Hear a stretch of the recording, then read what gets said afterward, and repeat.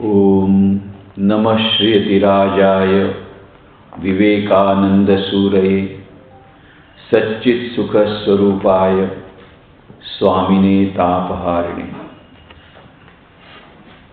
मंच पर उपस्थित आज की सभा के अध्यक्ष पूज्य स्वामी ओंकारानंद जी महाराज,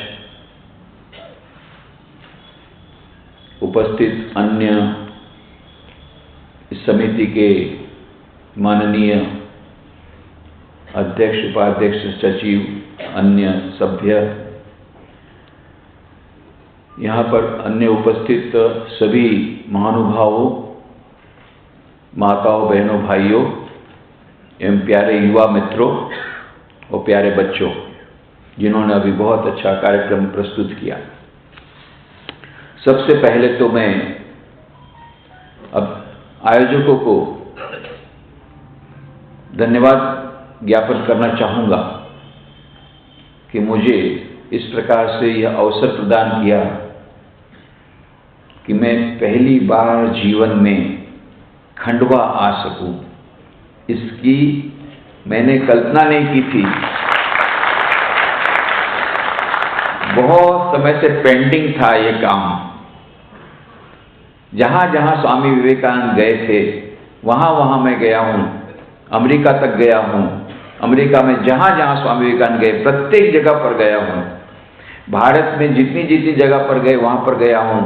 जहाँ पर स्वामी विवेकानंद रहे उनको मेमोरियल बनाने के लिए बहुत प्रयत्न किया है मैंने। गुजरात में 3 मेमोरियल बन भी गए हैं, पर ये छूटा हुआ था खंडवा। आज खंडवा में मैं हूँ। मैं अपने आप को बड़ा धनभाग्य समझ रहा हूँ कि इस महान स्थान पर हूँ। हमारे लिए खंडवा तीर्थ स्थान है, केवल इसलिए नहीं कि यहाँ पर हमारे ओंकारेश्वर महादेव हैं और इतने अच्छे सारे धर्मगुरु यहाँ पर हैं, इतने अच्छे धर्मस्थान यहाँ पर हैं, डेरा यहाँ पर है दादाजी का। ये सब होने के बावजूद भी हमारे लिए, विशेष करके रामकृष्ण मिशन के सन्यासियों के लिए, खंडवा एक विशेष स्थान इसलिए रखता है। स्वामी विवेकानंद की जीवनी यदि आप पढ़ें तो आप देखेंगे कि अमेरिका जाने के पहले स्वामी विवेकानंद ने समस्त भारत का परिभ्रमण किया और उत्तर प्रदेश से, हिमालय से होते हुए, राजस्थान होते हुए, गुजरात के विभिन्न स्थानों पर होते हुए, बाद में बम्बई से महाबलेश्वर होते हुए यहाँ पर खंडवा पहुँचे। और खंडवा में हरिदास चटर्जी बंगाली थे और अत्यंत संभ्रांत वकील, बहुत जाने माने वकील, अत्यंत आदरणीय वकील थे और मेयर भी थे, यहाँ के अध्यक्ष भी थे म्यूनिसिपैलिटी के। ऐसा सुना, अभी आज ही सुना मैंने। तो इतने ऐसे सम्माननीय व्यक्ति, इनके यहाँ पर स्वामी विवेकानंद ठहरे थे। और मुझे यह सौभाग्य मिला कि जिस मकान में स्वामी विवेकानंद खुद रहे थे, हरिदास चटर्जी के अतिथि के रूप में, उस मकान को देखने का मुझे सौभाग्य मिला। मैं अपने आप को बहुत भाग्यशाली मानता हूँ। ये बात अलग है कि वहाँ पर अभी एक नर्सिंग होम खुल गया है और उस मकान में बहुत सारे अल्ट्रेशंस हुए हैं, पर मैंने तो दीवार को स्पर्श किया। मैंने डॉक्टर साहब को पूछा, दीवार तो वही है ना? तो दीवार को स्पर्श किया। जिस दीवार को स्वामी विवेकानंद ने स्पर्श किया होगा उसको मैंने स्पर्श किया। और जिस कॉट पर स्वामी विवेकानंद जी खुद सोए थे, जिस फर्नीचर का स्वामी जी ने उपयोग किया था जब यहाँ पर आए थे, वो फर्नीचर अभी राठौड़ साहब के यहाँ रखा हुआ है। अनुराग राठौड़ के यहाँ से मैं अभी आ रहा हूँ, उनका भी मैंने स्पर्श किया। ये दुगना फायदा मुझे यहाँ मिला है। और ये जिसको बोलते हैं बंगला में फाउ पुरोनी, प्रवचन तो ठीक है, हो रहा है, पर हमको ज्यादा लाभ मिला। आप लोगों को क्या लाभ मिलेगा पता नहीं, पर हमको ज्यादा लाभ मिला कि स्वामी विवेकानंद के स्मृति चिन्हों के साथ जुड़ने का एक बहुत बड़ा अवसर मिला।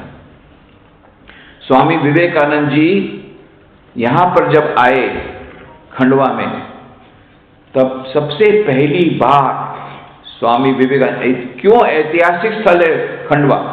क्योंकि आज सारा विश्व स्वामी विवेकानंद को यदि जानता है तो शिकागो विश्व धर्म सभा में उन्होंने भाषण दिया, उसके बाद वे प्रकट हुए। तब तक तो वे अनभिज्ञ थे, कोई उनको जानता नहीं था। यहाँ पर इतने वर्षों तक रहे, खाना भी नहीं जुटता था, कभी कभी 5 दिन तक निराहार रहे, परिव्राजक के रूप में जब जाते थे। जब अमेरिका में गए, शिकागो धर्म सभा में भाग लिया, वहां के समाचार पत्रों ने बड़ी बड़ी उनकी बुरी प्रशंसा की। उसके बाद में जब विश्व प्रसिद्ध हुए, तब जाकर के हम लोगों ने भी उनको कहा हाँ, जब इतने सारे लोग उनको मानते तो हमको भी मानना पड़ेगा। तब उनका हमने स्वामी जी को स्वागत किया जब वापस लौटे। तो स्वामी जी प्रसिद्ध हुए क्यों? शिकागो विश्व धर्म सभा के कारण। और ये शिकागो विश्व धर्म सभा में जाने का संकल्प का जो बीज था, सबसे पहला जो संकल्प हुआ है वो खंडवा में हुआ है। खंडवा में जब स्वामी जी गुजरात में थे, तब लिमड़ी के महाराज ने उनको कहा आपको विदेश जाना चाहिए। जूनागढ़ के मैनेजर थे, वहां पर दीवान जी के मैनेजर थे छगनलाल पंड्या, उन्होंने कहा। शंकर पांडुरंग पंडित पोरबंदर में थे, उन्होंने कहा स्वामी जी आपको आपकी प्रतिभा को यहाँ कोई नहीं समझ सकेगा, आपको विदेश जाना चाहिए। आप विदेश जाएंगे तो आपको फ्रेंच भाषा सीखनी जरूरी होगी, तो मैं आपको फ्रेंच सिखाऊंगा। स्वामी विवेकानंद जी फ्रेंच भाषा पोरबंदर में सीखे, और इन सब ने स्वामी विवेकानंद को विदेश जाने की प्रेरणा दी थी। पर शिकागो धर्म सभा, शिकागो में विश्व धर्म सभा होने वाली है, उसकी सबसे पहली जानकारी स्वामी विवेकानंद, ये मेरी रिसर्च चल रही 30 साल से, उसमें बता रहा हूं आपको, अभी पहले आउट कर रहा हूं, सीक्रेट लीक आउट कर रहा हूं। तो सबसे पहली जानकारी मिली शिकागो धर्म सभा के बारे में जब स्वामी विवेकानंद जूनागढ़ से पोरबंदर जा रहे थे। रात को जेतलसर स्टेशन में थे। जेतलसर के उस समय के असिस्टेंट स्टेशन मास्टर हरगोविंद दास अजरामर पंड्या ने सबसे पहले बताया स्वामी जी को कि शिकागो में विश्व धर्म सभा होने वाली है। इसकी पहली जानकारी स्वामी जी को गुजरात में मिलती है। परंतु सबसे पहली बार स्वामी जी ने उस समय तो उनको जानकारी मिली, पर सबसे पहले अपना संकल्प प्रकट किया। हरिदास चटर्जी को उन्होंने कहा यदि कोई मुझे आने जाने का किराया दे तो मैं विश्व धर्म सभा में जाने के लिए प्रस्तुत हूं। ये बात खंडवा में कही गई है। ये खंडवा का ऐतिहासिक महत्व है स्वामी विवेकानंद जी के जीवन में। और हम देखते हैं कि स्वामी विवेकानंद जी के वहां पर विदेश में विश्व धर्म सभा जाने के बाद में कितना परिवर्तन हुआ, कैसा हमारा भारत महान था पहले विश्व पटल पर, उसकी क्या स्थिति थी, और जब स्वामी विवेकानंद गए तब क्या स्थिति थी, क्या स्थिति थी। विदेश में हमारे बारे में क्या कहा जाता था, अमेरिका में क्या कहा जाता था। जब स्वामी विवेकानंद शिकागो विश्व धर्म सभा में भाषण देने के लिए गए थे 1893 में गए थे, क्या हालत थी मालूम है आपको? वहां के अमेरिका की बच्चों की स्कूल, जो बच्चे जो स्कूल जाते थे उनकी किताबें छोटी छोटी रहती थी, वो किताबों में चित्र दिए जाते थे। चित्र किस तरीके के दिए जाते थे? कहानियों के रूप में, कविताओं के रूप में। कहा जाता था भारत देश अत्यंत असभ्य देश है, संस्कृति सभ्यता नाम की वस्तु वहां पर नहीं है, धर्म नाम की वस्तु वहां पर नहीं है। वहां के लोग तो मदारी के समान हैं और मदारी का काम करते हैं। सपेरों का देश है, मदारियों का वो देश है, असभ्य देश है, गुलाम तो था ही, और अंधविश्वासों का देश है। धर्म के नाम पर केवल अंधविश्वास छोड़ के कुछ नहीं है। इसलिए क्योंकि वहां धर्म नहीं है, हमको धर्म भेजना पड़ेगा। Send the Bible there, send the Bible there, इस प्रकार की कविताएं रहती थी और चित्र रहते थे कि वो देश कैसा है मालूम है? वहां देश की नारियों को जिंदा जलाया जाता है, वहां के लोगों को रथ के द्वारा कुचल दिया जाता है, ऐसा असभ्य देश है। और वहां की नारियां इतनी क्रूर हैं कि अपने बच्चों को पेड़ पर टांग देती है ताकि पक्षी उसको खा जाए। अरे वहां की नारियां तो इतनी क्रूर हैं, अपने नवजात शिशु को नदी में डाल देती है ताकि मगर उसको खा जाए। ऐसी ऐसी कहानियां उस समय रहती थी।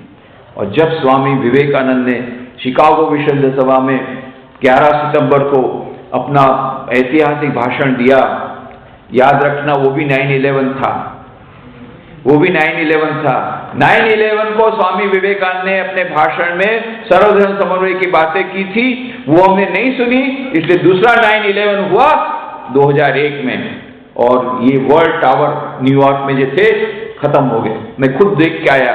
जहां पर वर्ल्ड टावर थे वहां पर पानी का एक तालाब है और कुछ नहीं है, खत्म। अभी तक उसको रिवील नहीं कर पाए। मिलेनियम टावर हुआ है, एक म्यूजियम हो रहा है 9/11 पर, पास में ही एक 9/11 पर म्यूजियम बन रहा है, पर वो दोनों बिल्डिंग जो वर्ल्ड टावर, जो टॉलेस्ट बिल्डिंग थी दोनों वर्ल्ड ट्रेड सेंटर की, वो खत्म हो गई। क्यों? आतंकवाद। क्यों? धर्म के नाम पर जो सांप्रदायिकता। क्यों?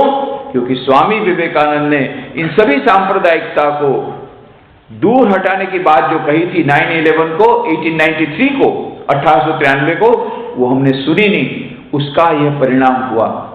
और बाद में स्वामी विवेकानंद ने जब भाषण दिया तो पहले ही दिन जब उन्होंने, आपको इतना तो पता है, sisters and brothers of America कहा, तब कोलंबस हॉल में 4000 जो लोग खड़े थे, ये 4000 लोग जो बैठे थे वो खड़े हो गए और ताली बजाते रहे, ताली बजाते रहे, ताली बजाते रहे। 2 मिनट से अधिक देर तक ताली बजाए।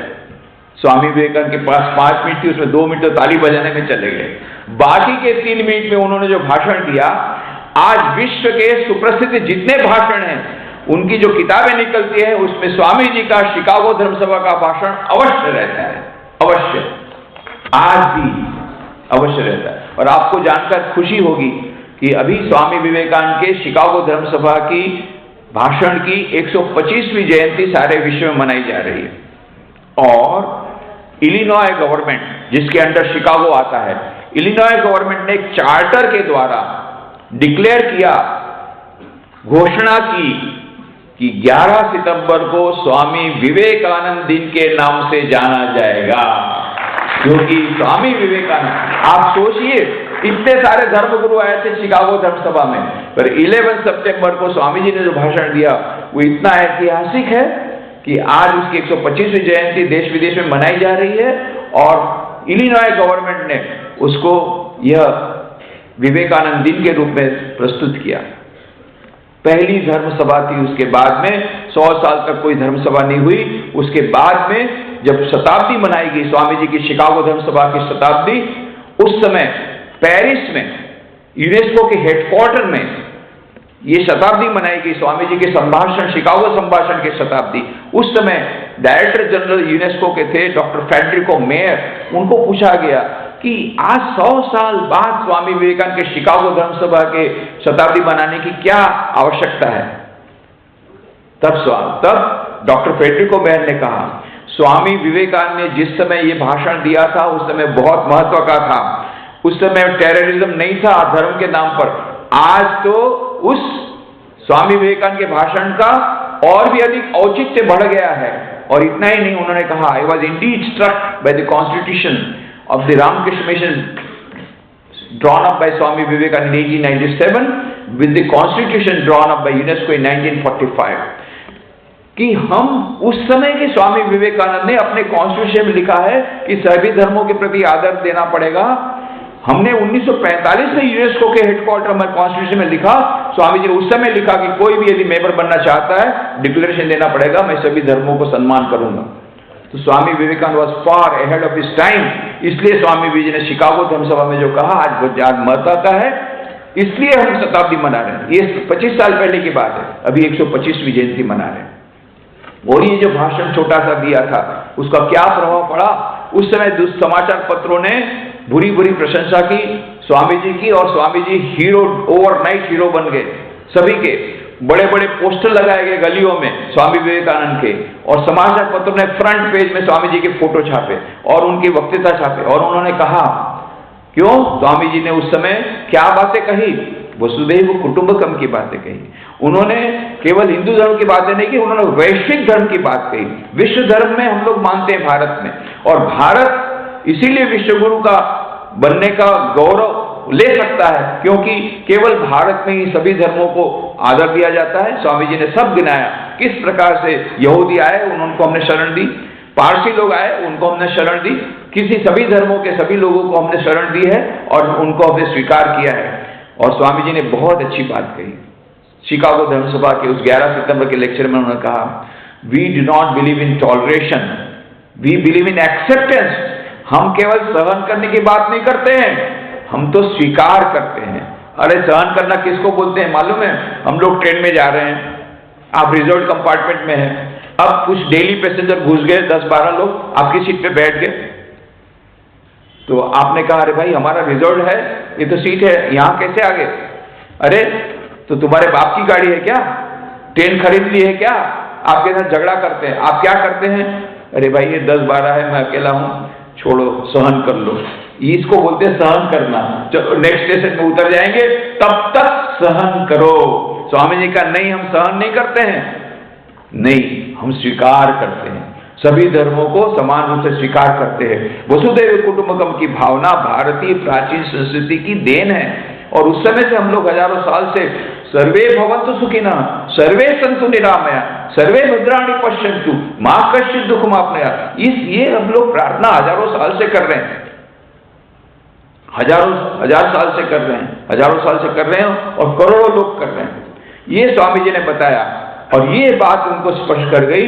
और दूसरे दिन समाचार पत्रों में बड़े बड़े लेख आए, और उसमें न्यूयॉर्क हेराल्ड ने क्या लिखा, इतने सारे धर्मगुरु आए हैं, पर उनमें सबसे महान है Swami Vivekananda, the greatest figure in the parliament of religion is Swami Vivekananda. इतने सारे हैं, सबसे महान।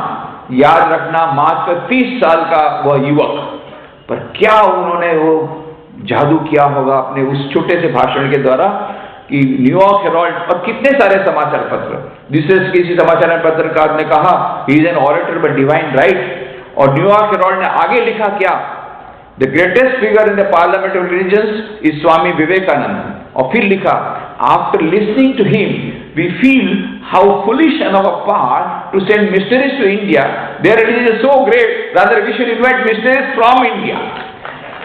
उन्होंने कहा कि अरे हम लोग कैसे मूर्ख हैं, हमारे ईसाई मिशनरियों को वहां भेजते हैं धर्म परिवर्तन के लिए, अरे उनका धर्म तो इतना महान है कि वहां से मिशनरियों को यहां लाना चाहिए।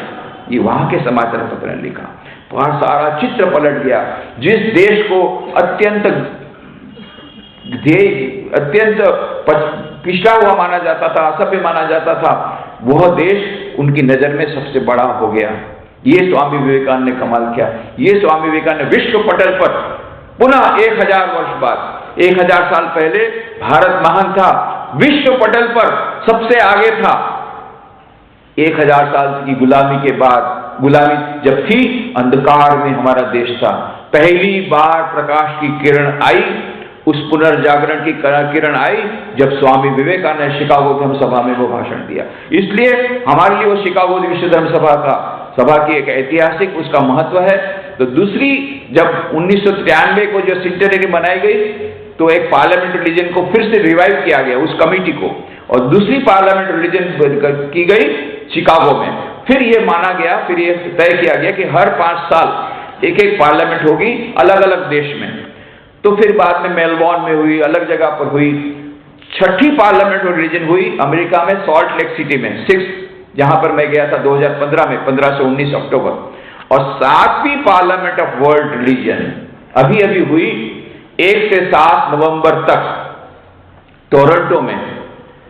वहां 10,000 डेलीगेट, 120 देशों के, 200 विविध धर्मों के प्रतिनिधि, 120 देशों के 10,000 डेलीगेट आए थे। 800 वर्कशॉप पैरेलल हुई, 1000 स्पीकर्स उसमें थे, जिसमें से 50 लगभग स्पीकर की नोट एड्रेस थे। और उसमें मुझे जाने का मौका मिला, और आपको ये जानकर आनंद होगा कि कनाडा गवर्नमेंट ने, क्योंकि नवंबर महीने में दिवाली आती है, तो कनाडा गवर्नमेंट ने क्या किया, नवंबर महीने को इंडियन हेरिटेज मंथ डिक्लेयर किया। और पहली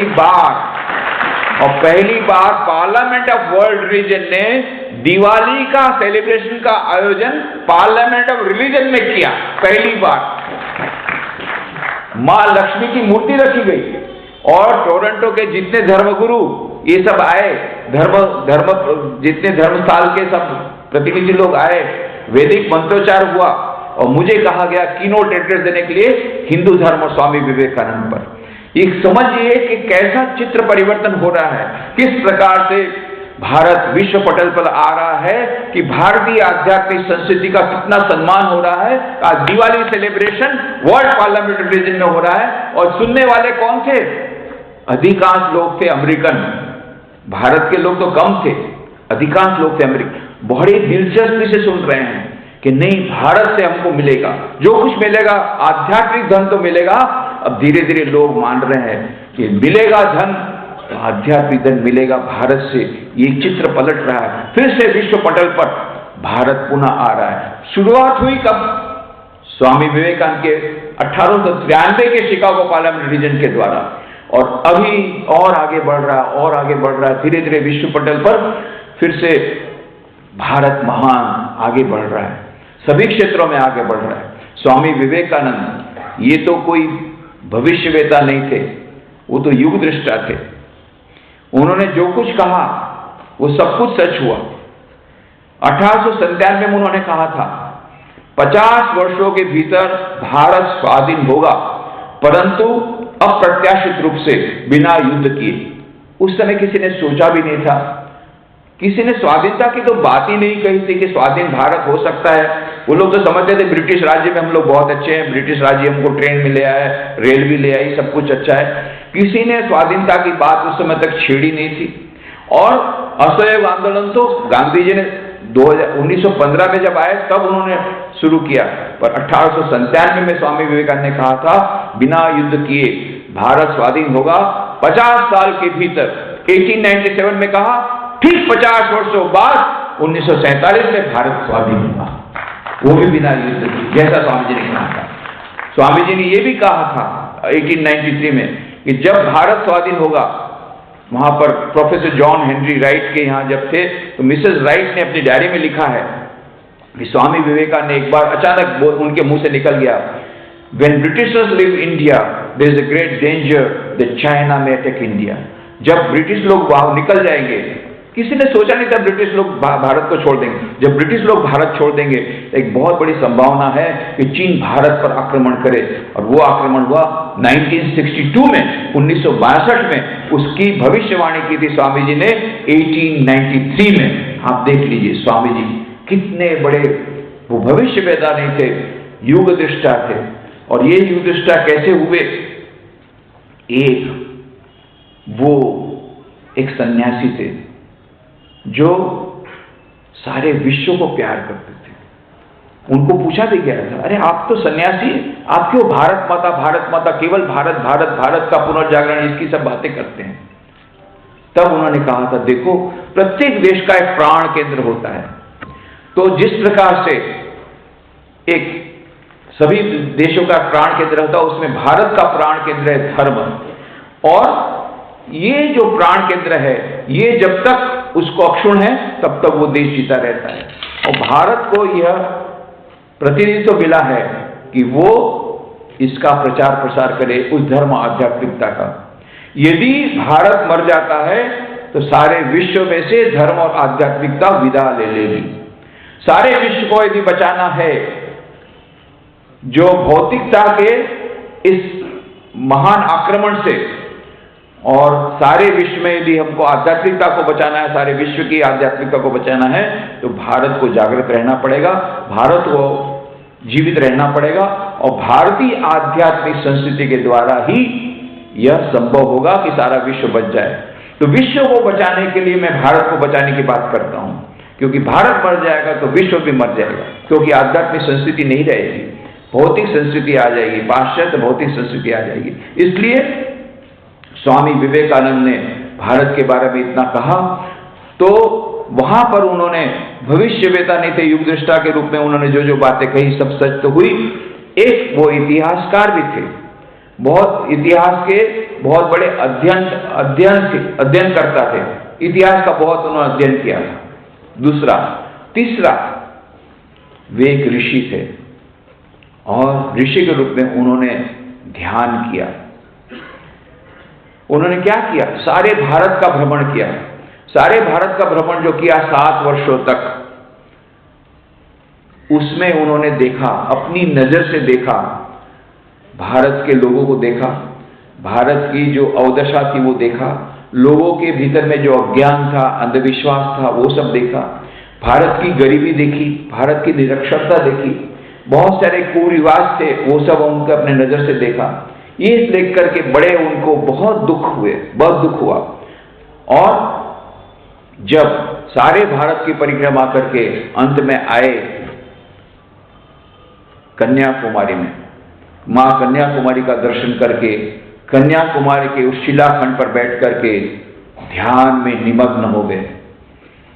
पर वो ध्यान एक विचित्र प्रकार का ध्यान था, अलग प्रकार का ध्यान था, किसी देवी देवता पर ध्यान नहीं था। जिसका ध्यान किया था उन्होंने, वो तो भारत माता पर उन्होंने ध्यान किया। और सब स्वयं वे पत्र में लिखते हैं, sitting on the last bit of rock at Kanyakumari I became condensed India. उस अंतिम छोर पर पहुंच करके मैं घनीभूत भारत बन गया। और वहां पर उन्होंने अपनी नजर के सामने जो देखा था, जो दृश्य देखे थे, निरक्षरता, गरीबी, वो सब उनके मन को विचलित करने लग गया। उस पर उन्होंने ध्यान किया। जो भारत उन्होंने अब देखा था, तत्कालीन भारत, उसका ऊपर उन्होंने ध्यान किया। और फिर उन्होंने ध्यान किया कि क्यों हुआ, क्या धर्म उसके लिए जिम्मेदार है? तब उन्होंने सोचा नहीं, धर्म जिम्मेदार नहीं है। हमारे वेदांत का जो दर्शन है वो तो क्या कहता है, वो तो छुआछूत की बात नहीं करता है। वेदांत के दर्शन में क्या कहा, श्वेताश्वेतर उपनिषद में क्या कहा, तम स्त्री तम पुमानसी तम कुमार उतवा कुमारी तम जीर्णो दंडेन वंशसी तम जातो भवशी विश्वतो मुखः। हे प्रभु, तुम ही स्त्री हो, तुम ही पुरुष हो, तुम ही कुमार हो, तुम ही कुमारी हो, तुम ही वह वृद्ध हो जो लाठी के सहारे चलता है। और आचरण में हमने क्या कहा, दुरम अप्सर रे चांडाल, चांडाल दूर हट जा, तेरी छाया भी मुझे नहीं लगनी चाहिए।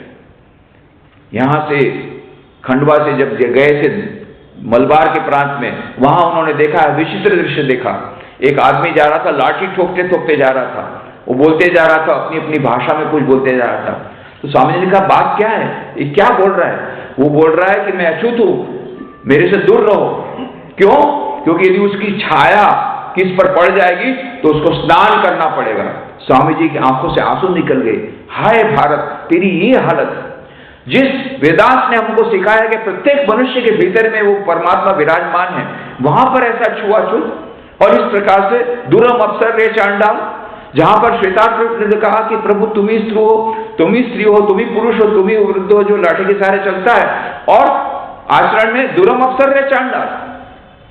तब स्वामी जी ने सोचा, जब तक हम वेदांत का जो दर्शन है उसका हम पालन कर रहे थे, तब तक भारत महान था। भूतकाल में, आज से हजारों वर्ष पूर्व, सारे विश्व में भारत सर्वोच्च शिखर पर था, प्रत्येक क्षेत्र में शिखर पर था। आर्थिक क्षेत्र तो इतना महान, उसको सोने की चिड़िया कहा जाता था। लोग सोना लूटने के लिए आते थे। और कोलंबस तो निकला था भारत की खोज में, चला गया अमेरिका। इसलिए अमेरिका को हमको धन्यवाद देना चाहिए। अमेरिका देश जो कुछ भी है भारत के कारण है। भारत की खोज में निकला, पहुंच गया अमेरिका। कोलंबस भारत की खोज में निकला था। भारत की खोज में, भारत में सोना खोजने के लिए सब लोग आए थे। सोने की चिड़िया था। आर्थिक क्षेत्र में इतना महान था, और कहानी लेखन के क्षेत्र में, कविता के क्षेत्र में, साहित्य के क्षेत्र में, मैथमेटिक्स के क्षेत्र में, एल्जेब्रा के क्षेत्र में, ज्योमेट्री के क्षेत्र में, यह जो गुरुत्वाकर्षण का नियम हम बोलते हैं न्यूटन ने निकाला। देखिए, भारत बनारस हिंदू यूनिवर्सिटी में वो ग्रंथ अभी भी है, सिद्धांत शिरोमणि भास्कराचार्य ने उसमें लिखा है कि ये जो पदार्थ जो गिरते हैं पृथ्वी पर, क्यों गिरते हैं? आकृष्ट शक्ति के कारण गिरते हैं। आकृष्ट शक्ति उसका नाम दिया है। Law of gravitation is nothing but the law of attraction. ये बात 9th सेंचुरी में भास्कराचार्य ने कही। वो ग्रंथ अभी भी मौजूद है बनारस हिंदू यूनिवर्सिटी में।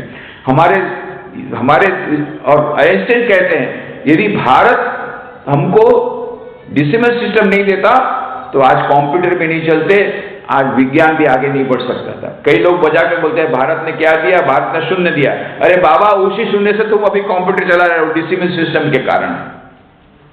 शून्य की जो है भेंट, जो शून्य जो उपहार दिया है, वो भारत की भेंट है। वो जीरो के कारण, वो जीरो और शून्य के कारण डेसिमल सिस्टम आई। और दशमलव स्थिति, वो भी संस्कृत शब्द है, दशमलव। ये दशमलव, ये संस्कृत शब्द है। और भारत ने डेसिमल सिस्टम दी, एल्जेब्रा दिया, ज्योमेट्री दिया। प्रत्येक क्षेत्र में, साइंस के क्षेत्र में, विज्ञान के क्षेत्र में महान था। स्कल्पचर के क्षेत्र में जाके देखिए, वहां पर कैलाश मंदिर है, अजंता एलोरा की गुफा है, वहां पर जाके देखिए क्या स्कल्पचर है। एक ही पत्थर के काट करके कैलाश मंदिर बनाया गया है। आज भी कोई इस प्रकार का स्कल्पचर नहीं कर सकता। आज से हजारों वर्ष पूर्व भारत में हुआ है। संगीत के क्षेत्र में ये सप्तम सुर, ये तो भारत ने दिए। खेलकूद के क्षेत्र में ये शतरंज का खेल, ताश का खेल, ये सब भारत की देन है। इजिप्ट की ये जो बड़ी बड़ी कहानी की किताबें जितनी हुई है, ये सब भारत की, ये सब जो भारत की जो हमारे कहानियां हैं वही वहां पर जाकर के एक्सपोर्ट हुई है। जो कुछ भी आपको विश्व में जो की संस्कृति दिख रही है, सबके मूल में भारत की संस्कृति, भारत का संस्कृत लैंग्वेज, भारतीय साहित्य, भारतीय संगीत, भारतीय नाट्यशास्त्र, भारतीय कला क्षेत्र, भारतीय स्कल्पचर, शिल्प, यही सब है। प्रत्येक क्षेत्र में भारत सर्वोच्च शिखर पर था। स्वामी विवेकानंद ने अपने ध्यान के समय में भारत का वो गौरवमय अतीत देखा, और जो तत्कालीन वर्तमान उन्होंने देखा, इतनी जो करुण अवस्था थी वो भी उन्होंने उस पर भी ध्यान किया। तो क्या कारण था? क्या वेदांत दर्शन का कारण था? नहीं। हमने जब से वेदांत के उस ज्ञान को आचरण में लाना बंद किया, तब से हमारी अवनति हुई। जब से, और दो हमने महान पाप किए, जिस पाप की सजा के भोग के रूप में हमको 1000 वर्ष की गुलामी भोगनी पड़ी। कौन से दो महान पाप? एक आम जनता की उपेक्षा और दूसरा नारी जाति पर अत्याचार। शास्त्रों में तो कहा गया, यत्र नार्यस्तु पूज्यन्ते रमन्ते तंत्र देवता, पर पूजा हमने कैसे की? लाठी के द्वारा, लकड़ी के द्वारा। और इसीलिए ये दो जो महान पाप किए, उसकी सजा के रूप में हमें 1000 वर्ष तक गुलामी भोगनी पड़ी। इसलिए स्वामी जी ने कहा, हमको यदि भारत को और आगे, फिर से आगे बढ़ाना है, फिर से सर्वोच्च शिखर पर रखना है, तो हमें यह धर्म, जो वेदांत दर्शन, वो घर घर में जाए, ये हमको देखना पड़ेगा। ऐसा सोच रहे थे।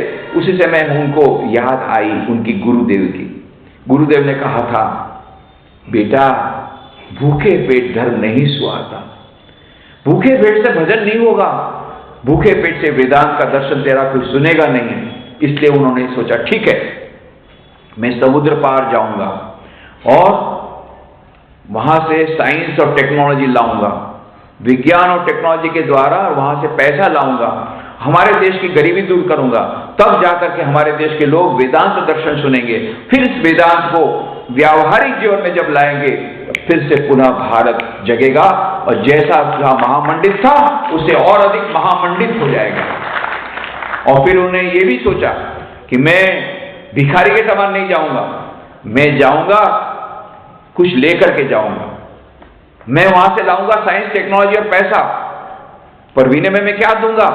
हमारे पास वेदांत का अमृत है, वो अमृत उनको पिलाऊंगा। अभी ये लोग हताशा निराशा में हैं, अपने आप को पापी मानते हैं, वो उनको पिलाऊंगा। यही काम उन्होंने पार्लियामेंट्री रिलीजन में किया।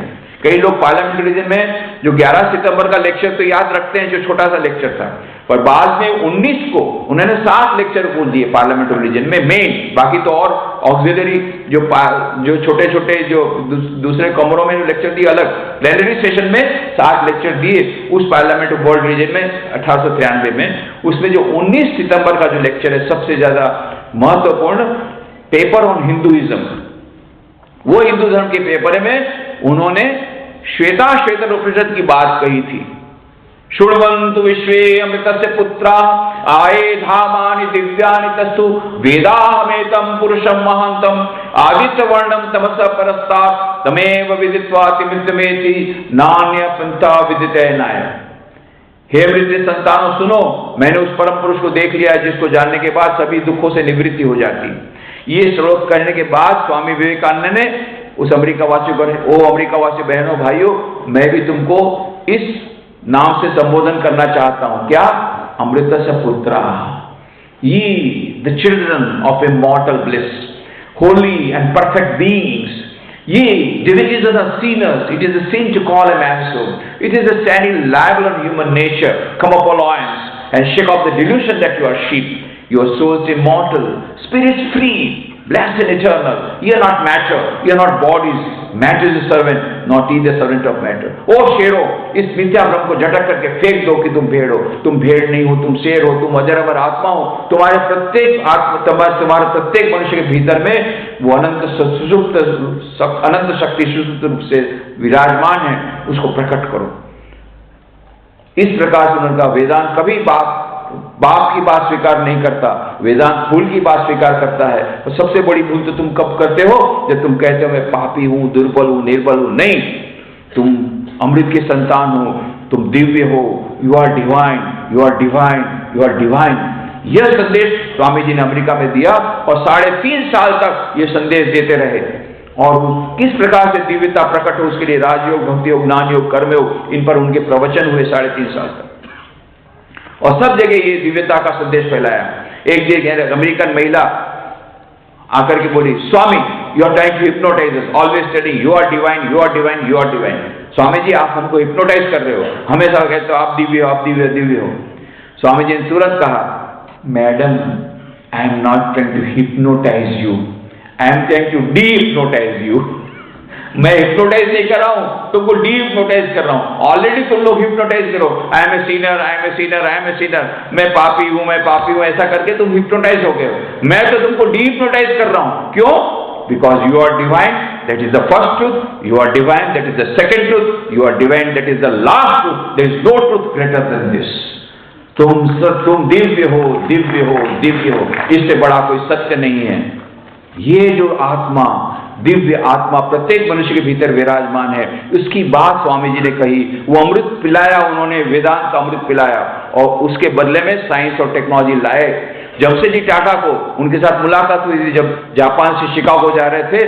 जमशेदजी टाटा भी उनके साथ जहाज में थे, तो उन्होंने कहा कि देखो जाकर के कोई वस्तु इंपोर्ट मत करो, खुद इंडस्ट्री खोलो, खुद साइंस इंस्टीट्यूट खोलो, रिसर्च इंस्टीट्यूट खोलो।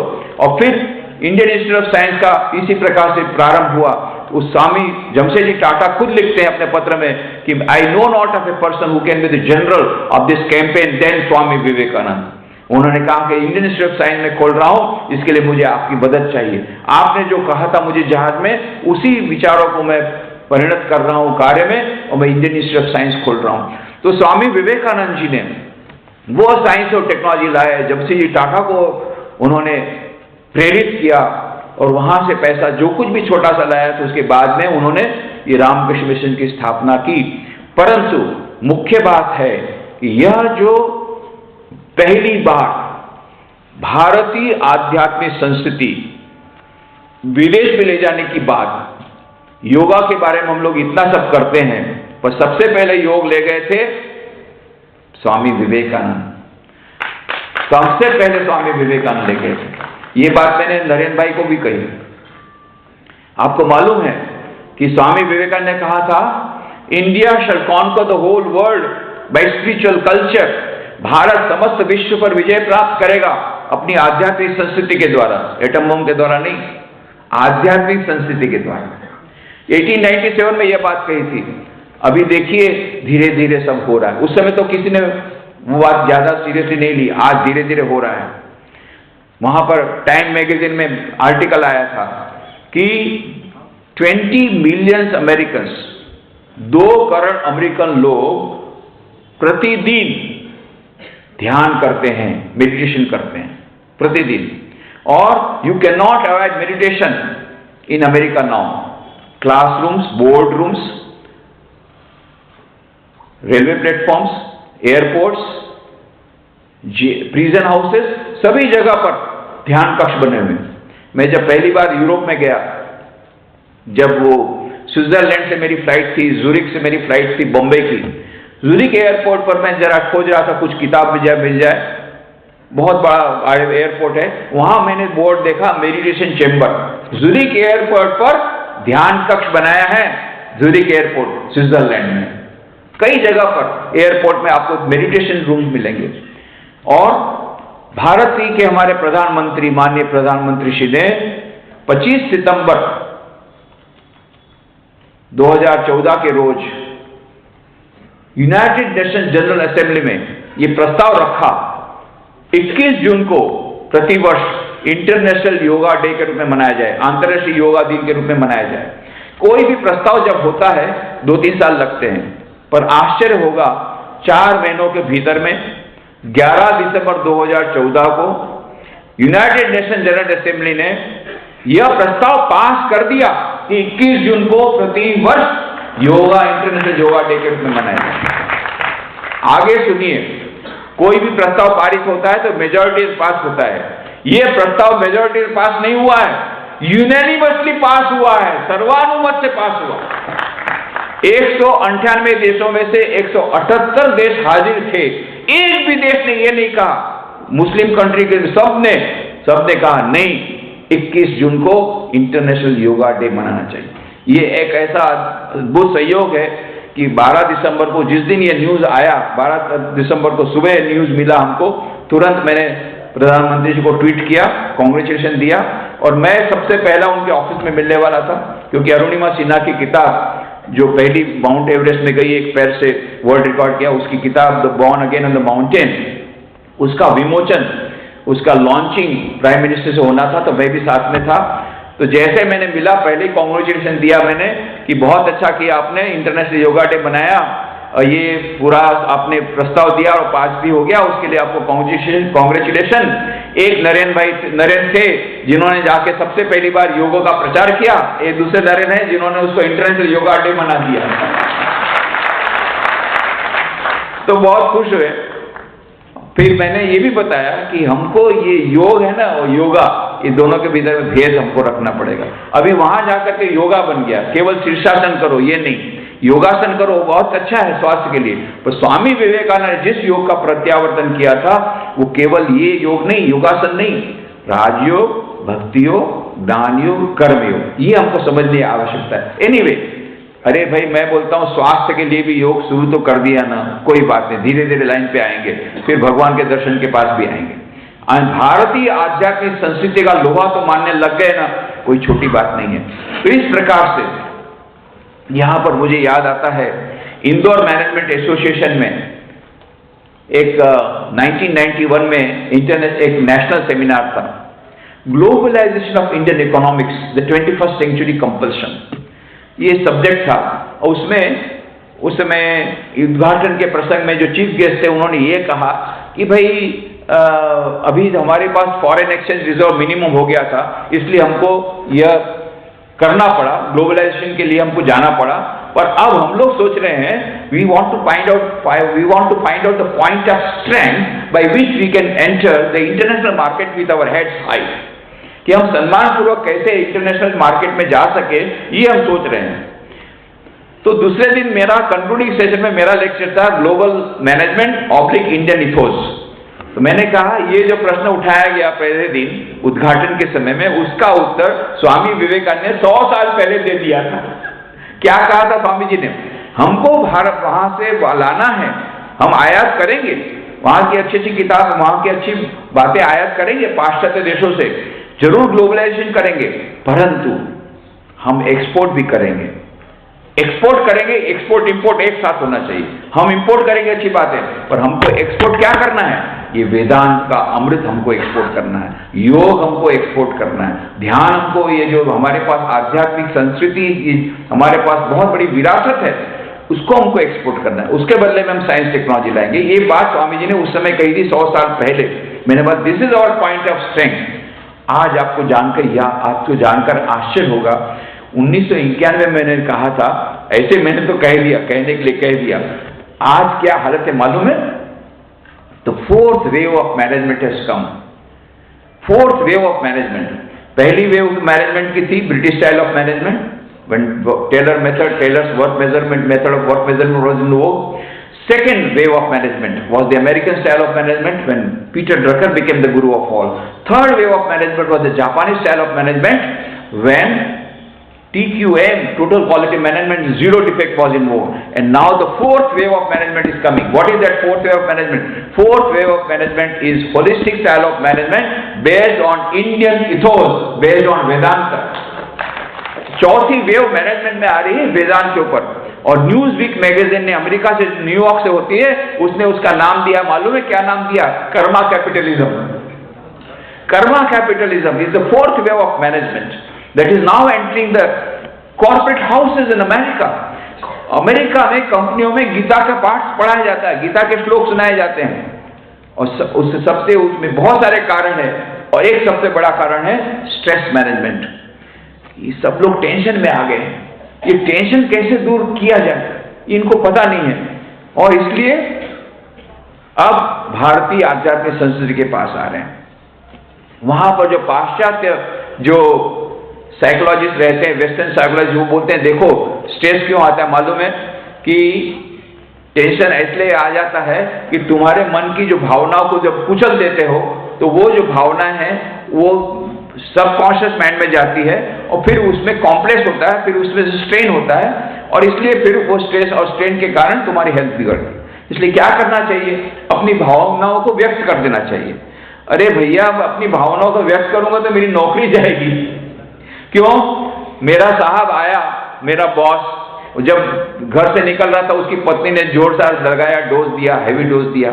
अब वो पत्नी को तो कुछ बोल नहीं सकता, खाना कौन देगा, वो अपने मायके चली जाएगी, तो उसको तो कुछ बोला नहीं, मन में तो था, वो जितना गुस्सा था, यहाँ कंपनी आया ऑफिस में जाकर के मेरे को राइट एंड लेफ्ट दे दिया। अब मैं क्या करूं? मुझे भी आता है कि मैं उसको सुनाऊं, परंतु यदि मैं सुनाऊंगा तो मेरी नौकरी जाएगी। तो मैं क्या करता हूं, वो इंसल्ट को मैं पॉकेट कर लेता हूं, मतलब वो जो मेरे में जो भावना उठी वो भावना को मैंने कुचल दिया, तो वो जाके सबकॉन्शियस माइंड में गई, तो इसके कारण सब कॉम्प्लेक्स हो गया, स्ट्रेस हो गई। तब दार्शनिक, पाश्चात्य दार्शनिक क्या बोलते, अरे रे रे नहीं, अपनी भावनाओं को व्यक्त कर दो। अरे भैया, भावनाओं को व्यक्त करूंगा तो मेरी नौकरी जाएगी। अरे कोई बात नहीं, उसके लिए हमारे पास समाधान है। क्या है? मार्केट में जाओ और वुडू डोल्स ले आओ, वुडू डोल्स खिलौने मिलते हैं, वुडू डोल्स, वो ले आओ, और साथ में पिन भी मिलती है, और हेड डायरी भी मिलती है, पंचिंग बैग भी मिलती है, सब ले आओ, और आ करके अपने घर में आओ, अपना कमरा बंद करो, और अपने टेबल पर वो वुडू डॉल को रख दो। उसके बाद में नाम एक लगा दो, उसमें अपने बॉस का नाम लगा दो, या अपनी सास का नाम लगा दो, या अपनी वाइफ का नाम लगा दो, जिसके ऊपर तुमको गुस्सा उतारना है उसका नाम लगा दो। अब वो पिन है 3 प्रकार की, ब्लू पिन है मारने के लिए, मारो, एकदम संतोष मिलेगा, पर जोर से मारना है तो ब्लैक पिन है, और अपने बॉस का मर्डर करना है, अपनी सास का मर्डर करना है, लाल पिन है, मारो जोर से, बॉस मर गया, सास भी मर गई, इतनी बढ़िया नींद आएगी, कोई ट्रैंक्विलाइजर की जरूरत नहीं है। परंतु समस्या यह है कि दूसरे दिन फिर बॉस अपनी कुर्सी पे बैठा, करना क्या? इसलिए ये जो वेस्टर्न मॉडल स्ट्रेस मैनेजमेंट ये काम नहीं कर रहे, इसलिए ध्यान और योग, इसके लिए ये लोग लालायित हो रहे हैं। कितने सारे लोग अब योग और ध्यान पर लालायित हो रहे हैं और आ रहे हैं। ये स्वामी विवेकानंद जो भविष्यवाणी की थी, भारतीय आध्यात्मिक संस्कृति द्वारा समस्त विश्व पर विजय प्राप्त होगा, उस दिशा में हम लोग आगे बढ़ रहे हैं। परंतु बहुत सारी अभी हमको खामियां हैं, बहुत सारे अवधान हमारे भीतर में रोड़े हैं। क्या है? एक तो हमारा देश अभी भी, हालांकि it is the 4th largest economy in the world, अभी आर्थिक क्षेत्र में हम लोग आगे बढ़ गए, जीडीपी भी आगे बढ़ गया, परंतु 40% लोग अभी गरीबी रेखा से नीचे है। कोई बोलता 20%, कोई बोलता 40%, जो भी होगा, काफी लोग अभी गरीबी रेखा से नीचे हैं, जिनको 2 बार खाना पूरा नहीं मिलता। हमको ये भी देखना है। और करीब 25% लोग निरक्षर हैं। ये हमारे लिए कलंक की बात है। तो हम विश्वगुरु बनना चाहते हैं, हम अब बहुत आगे बढ़ विश्व पटल पर अपने भारत को महान देखना चाहते हैं, उसके पहले हमको भारत को विकसित भारत बनाना पड़ेगा। डॉक्टर एपीजे अब्दुल कलाम ने किताब लिखी है, India 2020, a vision of the new millennium. बहुत अच्छी किताब है।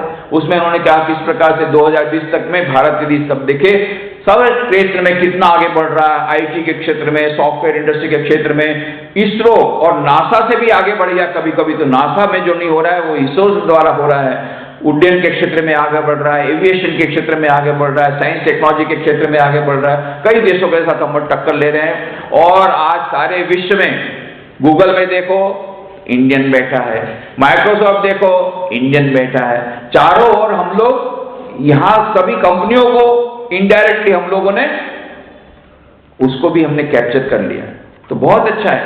परंतु अभी भी बेरोजगारी है, गरीबी है, विकसित भारत नहीं हुआ है, पर कैपिटा इनकम कम है।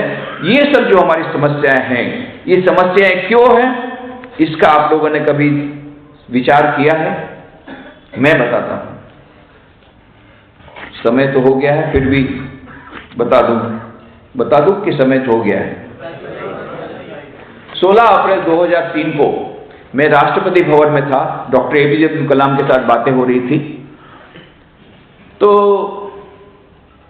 मैंने कहा कि डॉक्टर कलाम, आप तो भारत को विकसित भारत बनाना चाहते हैं, बहुत बड़ी बात, बहुत अच्छी बात है। 2020 तक में हम भी, जो स्वामी विवेकानंद के हम लोग फॉलोअर्स हैं, हम लोग भी अपनी तरह से रामकृष्ण मिशन के माध्यम से, सेवा के द्वारा और दूसरे प्रकार के द्वारा हम अपनी तरह से भारत को आगे बढ़ाने का प्रयत्न कर रहे हैं। जो दिशा निर्देश हमको मिला है स्वामी जी से, उस प्रकार से कर रहे हैं कि हमको राजनीति में न जा करके, सन्यासी होने के कारण हम राजनीति में नहीं जा सकते, पर उसको अलग रहकर भी किस प्रकार से हम भारत को आगे बढ़ा जाए, उसकी हमको योजना जो दी है स्वामी विवेकानंद, उस प्रकार हम भी भारत को महान बनाने के लिए अपना अपना योगदान दे रहे हैं। परंतु मैं आपको एक बात बता दूं, आप वर्ल्ड बैंक से जितना भी पैसा लाएंगे, जीडीपी ग्रोथ तो हो जाएगा, परंतु हमारे देश की गरीबी दूर नहीं होगी। भाई स्वामी जी, वाई उत्तेजित हो गए? क्यों? मैं बोला, for the simple reason, the former prime minister of India said if you put 1 rupee to the 5-year plan, only 15 paisa comes to the grassroots level farmer. I am afraid even 5 paisa is coming or not now, and by the time the 5 paisa come, farmer is already committed suicide. पहले के प्रधानमंत्री ने कहा था कि 1 रुपया तुम डालो पंचवर्षीय योजना में, तो जो किसान है उसको तो 15 पैसा भी नहीं मिलता, बाकी सब पॉकेट में चला जाता है। और मैं तो अभी बोलता हूँ 5 पैसा भी नहीं मिलता होगा तब तक तो, और इतना देर लगती है ये सब योजनाओं में। इतनी बढ़िया योजना है, पर उसका लाभ किसान तक नहीं पहुंचता है, because of rampant corruption in the country today. ये जो भ्रष्टाचार है उसके कारण है। Swami ji, you are right, what is the solution? Solution तो बताइए, समाधान तो बताइए। मैंने कहा समाधान मैं बताता हूं। जो काम हमको 15 अगस्त 1947 को करना चाहिए था, वो भी करना चाहिए। क्या? स्वामी जी ने कहा था, we are not fit for democracy. जब उनको कहा था कि आप स्वाधीनता आंदोलन में क्यों भाग नहीं लेते हैं, स्वामी जी ने कहा, मेरे पास ऐसी शक्ति है, मैं कल तुमको स्वाधीनता दूंगा, पर तुम क्या उसको रख सकोगे? तुम्हारे में से कोई जरूर आकर के तुमको दबाएंगे। हम अभी स्वाधीनता के लिए तैयार नहीं हुए हैं। ये स्वामी जी ने उस समय कहा था। आज आप देखिए क्यों हो रहा है, क्यों देश में ऐसा सब हो रहा है, क्यों ऐसे लोग आ रहे हैं जो कि ठीक से देश को संभाल नहीं पाते, लीड नहीं कर पाते, जिनमें देश सेवा की भावना नहीं, ऐसे लोग नेता बन जाते हैं। क्यों? हम लोग उसके जिम्मेदार हैं। क्यों? क्योंकि हम लोग डेमोक्रेसी के लिए अपने लायक नहीं। तो स्वामी जी ने ये पहली बात पहले से कह दिया था, we are not fit for democracy now, we have to be become fit for democracy. फिर उन्होंने कहा था, education alone is the panacea of all our evils. शिक्षा हमारे सभी समस्याओं का एकमात्र समाधान है, शिक्षा। पर किस प्रकार की शिक्षा? जिस प्रकार की शिक्षा हम अभी स्कूल कॉलेजों में दे रहे हैं, उस प्रकार की शिक्षा नहीं। स्वामी विवेकानंद कहते थे, what we want is man making education, character building education, मनुष्य निर्माणकारी शिक्षा, चरित्र निर्माण वाली शिक्षा। ये शिक्षा की जरूरत है जो हम नहीं दे पा रहे हैं। यदि ये शिक्षा हम देंगे, मनुष्य निर्माण वाली शिक्षा, चरित्र निर्माण वाली शिक्षा, बचपन से ही उसको सत्य का पाठ पढ़ाया जाएगा, उसके ऊपर विशेष ध्यान दिया जाएगा, तब जाके बड़ा होकर के IAS ऑफिसर बन करके वो रिश्वत नहीं लेगा, भ्रष्टाचार नहीं करेगा। देश प्रेम की भावना उसमें कूट कर भरती जाए बचपन में, तो फिर वो देशद्रोही नहीं होगा। कितना भी पैसा अमेरिका दे, अपनी टेक्नोलॉजी को बेचेगा नहीं बेचेगा। ये सब बचपन से करना पड़ेगा। इसके लिए हम लोग मैन मेकिंग एजुकेशन के लिए, वैल्यू एजुकेशन को हम लोग टॉप मोस्ट प्रायोरिटी दे रहे हैं रामकृष्ण मिशन में आजकल। और हमारी जो खुद की 6000 शैक्षणिक संस्था है, जिसमें 6 लाख विद्यार्थी पढ़ते हैं, उसमें तो वैल्यू एजुकेशन दे ही रहे हैं। उसके अलावा कई लाखों विद्यार्थियों को हम लोग जा करके इस प्रकार से ये मनुष्य निर्माणकारी शिक्षा की बातें स्वामी जी की सुना रहे हैं। ये बड़ी बात है। शिक्षा के द्वारा जब मनस सबका बदलेगा, जब वो लोग समझेंगे, जिम्मेदारी समझेंगे, तब एक बॉटल शराब के द्वारा वोट बिकेगा नहीं। तब वो शिक्षित होंगे, अपने जिम्मेदार होंगे। All of them will become enlightened citizen. जब एनलाइटेंड सिटीजन आप पहले प्रोड्यूस कीजिए, तब आपको एनलाइटेंड लीडर्स मिलेंगे। यथा प्रजा तथा राजा। यथा राजा तथा प्रजा तो है, मैं उल्टा बोल रहा हूं। यथा प्रजा तथा राजा, बिकॉज इट इज डेमोक्रेसी।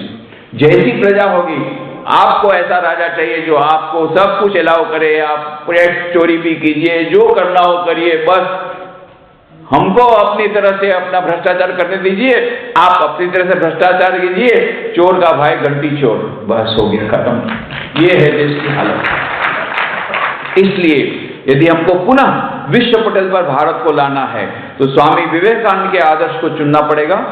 पर मैं फिर से एक पॉजिटिव नोट पर आता हूं कि विश्व को भारत के पास आना इसलिए पड़ेगा कि एक भारत ही वसुधैव कुटुंबकम की भावना को बोलता है।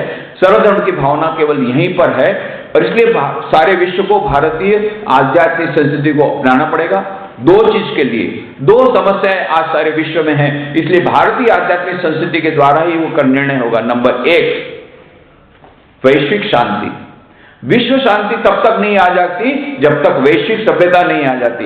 वैश्विक सभ्यता तभी आएगी जब वसुधैव कुटुंबकम वाली भावना वाली, सभी धर्मों को सम्मान देने वाली भारतीय आध्यात्मिक संस्कृति को जब तक सारे विश्व के लोग नहीं अपनाएंगे, तब तक वैश्विक सभ्यता नहीं आएगी। नंबर एक। नंबर दो, लोगों के मन में शांति नहीं है, मन में टेंशन है। तो यह जो अमृत जो है वेदांत का, कि नहीं, तुम तो चिदानंद रूप शिवोहम शिवोहम, तुम तो अमृत की संतान हो, शाश्वत सुख के भागीदार हो, तुम पापी नहीं हो, तुम अजर अमर आत्मा हो। यह अमृतत्व का संदेश, अमृतत्व का संदेश, ये इसको आज विश्व को जरूरत है अपने मन में शांति लाने के लिए। इसलिए भी सारे विश्व को भारत के चरणों तले बैठना पड़ेगा, भारतीय आध्यात्मिक संस्कृति को लेना पड़ेगा, और भारत विश्व पटल पर इसलिए भी आएगा। अंतिम बात, मैंने कहा, आपने कहा, स्वामी विवेकानंद ने कहा, ठीक है, पर बाकी लोग क्या बोलते हैं ये तो देखिए। सबसे बड़े इतिहासकार ब्रिटेन के डॉक्टर आर्नोल्ड टॉयनबी, वो क्या कहते हैं? The present chapter of the history had a western beginning, but if the world has to survive from self destruction in this atomic age, it must have an Indian end. कहते हैं जो वर्तमान का अध्याय था इतिहास का, उसका प्रारंभ हुआ पाश्चात्य संस्कृति से, पर यदि हम इस एटॉमिक एज में, ये आणविक युग में, यदि अपने आप को संपूर्ण विनाश से बचाना चाहते हैं, तो इस अध्याय की समाप्ति भारतीय दर्शन से होनी चाहिए, नहीं तो हम लोग नहीं बचेंगे, हमारा संपूर्ण विनाश हो जाएगा। यदि भारतीय आध्यात्मिक संस्कृति को नहीं अपनाएंगे तो हमारा संपूर्ण विनाश हो जाएगा, क्योंकि एटम बम इतने सारे हैं कि सारे विश्व को 3 बार, एक बार नहीं, संपूर्ण विनाश करने के लिए जितना चाहिए ऐसा एटम बम अभी हमारे पास है। केवल भारतीय आध्यात्मिक संस्कृति ही बचा सकती है हमको। और फिर क्या कहते हैं Arnold Toynbee, Mahatma Gandhi and emperor अशोका's principle of non-violence and Sri Ramakrishna's testimony as to the harmony of religions, these are the attitudes and the values which will save the whole world from self-destruction in this atomic age.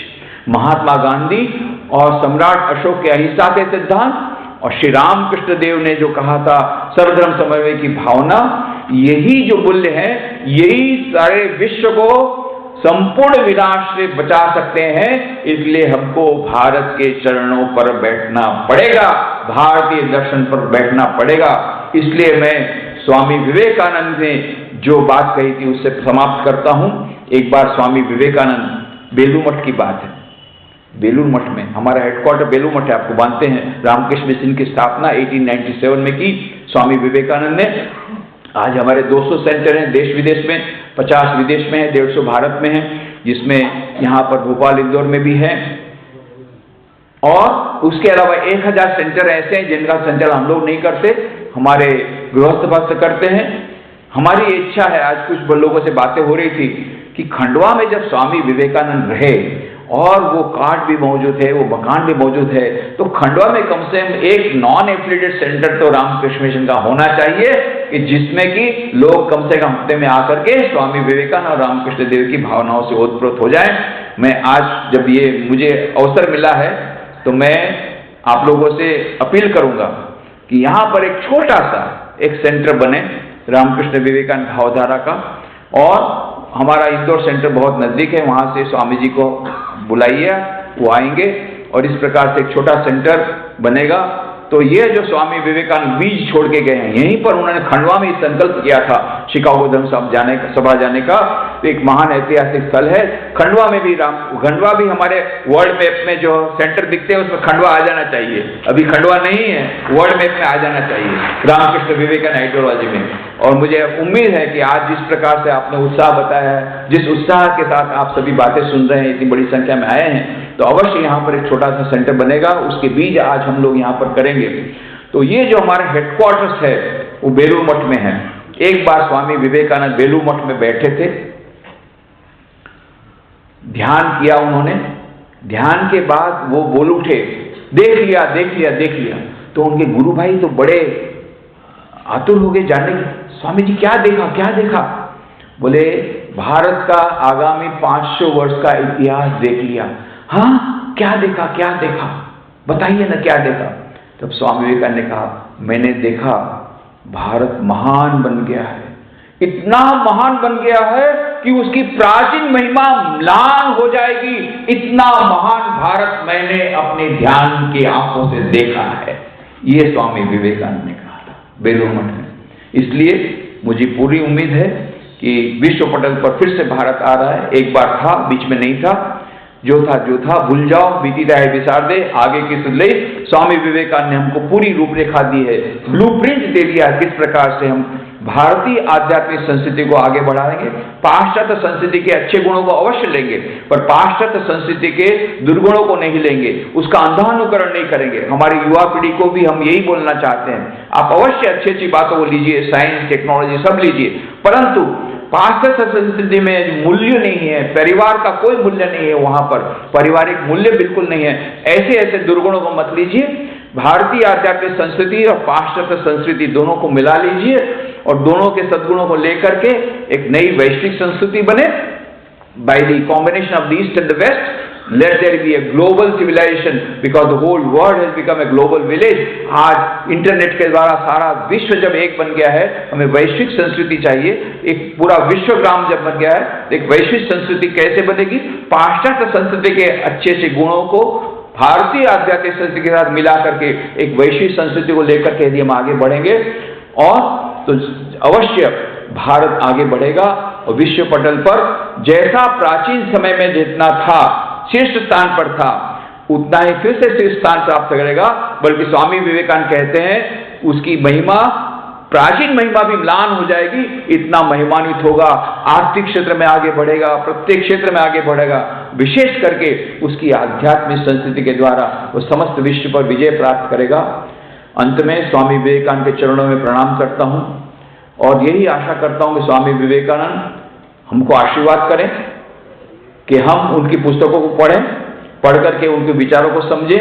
उन्होंने हमको जो महान कार्य दिया है और एक प्रेरणा दी है, उत्तिष्ठत जागृत प्राप्य वरान निबोधत, उठो जागो और लक्ष्य प्राप्ति तक रुको मत, ये प्रेरणा हमको दी है। तो हम आगे बढ़ते रहें, उनकी बातों को लेकर के भारत के नवनिर्माण लग जाएं और फिर स्वामी विवेकानंद का जो सपना था, चरित्र निर्माण के द्वारा राष्ट्र निर्माण और राष्ट्र निर्माण के द्वारा विश्व निर्माण, उस महान कार्य में लग जाए। इस कार्य में लगने की शक्ति स्वामी विवेकानंद हमको दें, ऐसी उनके चरणों में प्रार्थना करते हुए और आयोजकों को फिर से उनके प्रति आभार का दर्शन करते हुए, धन्यवाद ज्ञापन करते हुए, आप सबके भीतर जो दिव्यता विराजमान है उसको प्रणाम करते हुए मैं अपनी वाणी को विराम देता हूं। हरि ओम।